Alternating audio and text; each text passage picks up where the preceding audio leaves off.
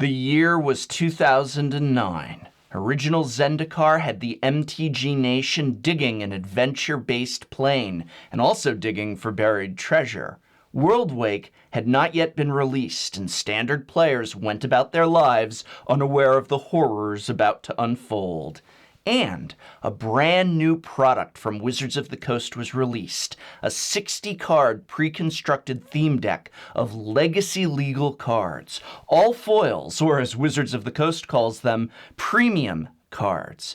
It was the first in the very short-lived Premium Deck Series, a product that lasted only 3 decks before going out with a whimper, discontinued due to a lack of interest and profitability. Head Magic Designer Mark Rosewater's closing words on the series, which have become like words on the Premium Deck Series Tombstone, were simply, "Not enough of you loved it."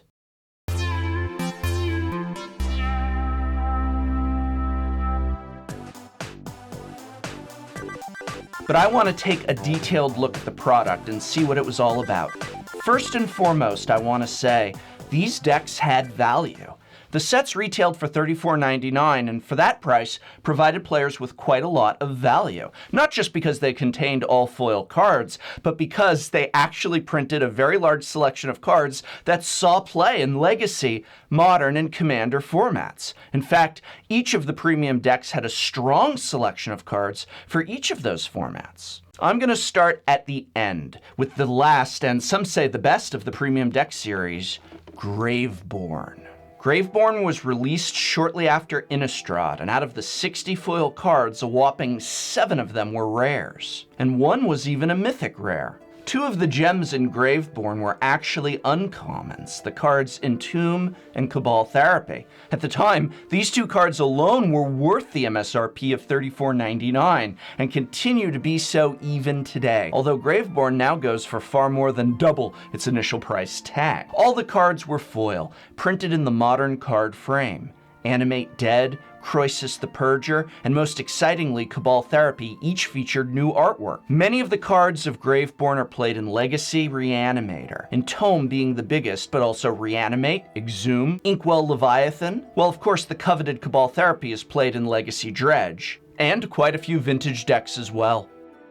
A small added bonus was that the premium decks each had very special set symbols. Instead of an abstract design like most sets, they had a more recognizable symbol. Graveborn, for example, had a distinct skull, which not only appears on each of the cards, but also was included on the spin down. The Fire and Lightning and Sliver's premium decks, which I'll talk about more in a moment, had designs of a classic Sliver and a ball of flames. To this day, my 2 favorite dice ever are the Graveborn and Fire and Lightning. It's what I use when I sit down to play, because instead of an abstract squiggle line, I get to sit down with a skull and a ball of fire as my spin downs. All of these factors made Graveborn a highly received deck, and yet Graveborn was the last set of the Premium Deck series. Despite the strong content of all premium decks and the overall praise in particular of Graveborn, which most players considered a home run, the product had not enough public popularity and was officially discontinued just a few months after Graveborn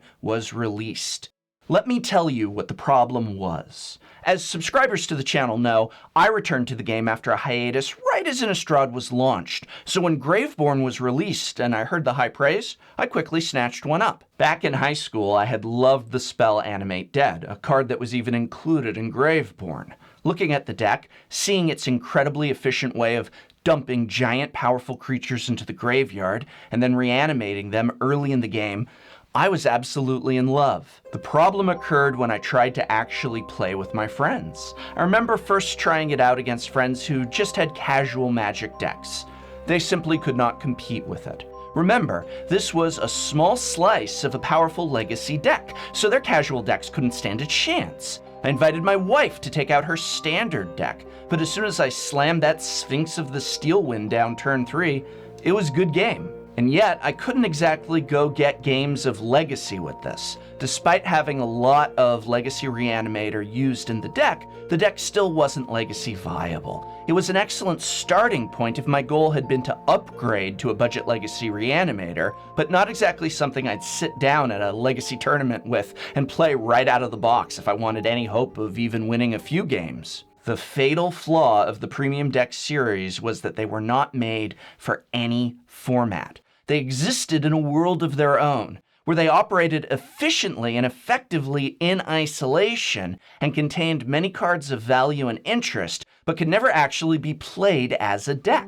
Let's look at the Fire and Lightning Premium Deck. This was a veritable smorgasbord for a red player like myself. Foil Chain Lightnings, Lightning Bolt, Keldon Marauders, Hellspark Elemental, Grim Lavamancer, Fire Blast, Flames of the Blood Hand, Price of Progress, and a bunch of fun cards like Browbeat, Figure of Destiny, and Jaya Ballard.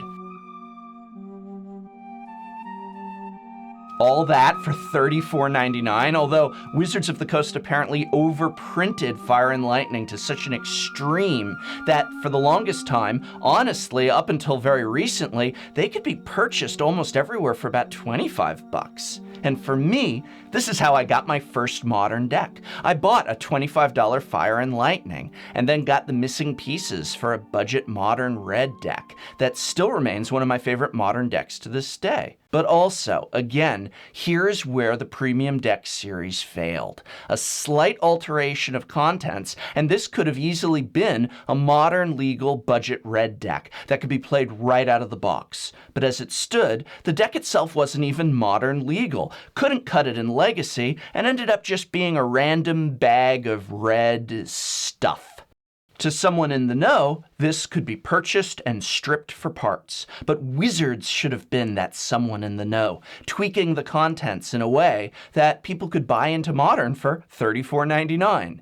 Could Graveborn have been a $34.99 Legacy event deck-like product? What if Premium Deck Series had not only built decks within a specific format, but rotated those formats year to year? Let's look at the first and most difficult to find due to underprinting PDS series, the Sliver deck. I bought this one too, and although it was a 60-card deck with multiple copies of some cards, it served as the starting point for one of my very early Commander decks, my now blinged out Slivers. The Premium Deck Series Slivers deck had an amazingly high number of the cards needed for Commander Slivers, including the very best Sliver Commander, Sliver Overlord, and in foil with a special Sliver symbol on it, no less. Again, stripping this for parts, I had an easy path to my Sliver Commander deck, and a blinged out foil one to boot. But this could easily have been released as a Commander deck instead of a formatless deck that contained great individual pieces but can't be played realistically without a major overhaul. Speaking of Commander, earlier that same year that Graveborn, the final Premium Deck series, was released, the very first Commander product, the 2011 pre-constructed Wedge Commander decks, were released. The Commander series would go on to be a major success for Wizards of the Coast, propelling the format to the foreground of the player base. But what about the Premium Deck series as a format-rotating product? A way to build for and introduce players to an array of formats. One year it could be Premium Deck series Modern Merfolk. The next Premium Deck series Canadian Highlander or Pauper.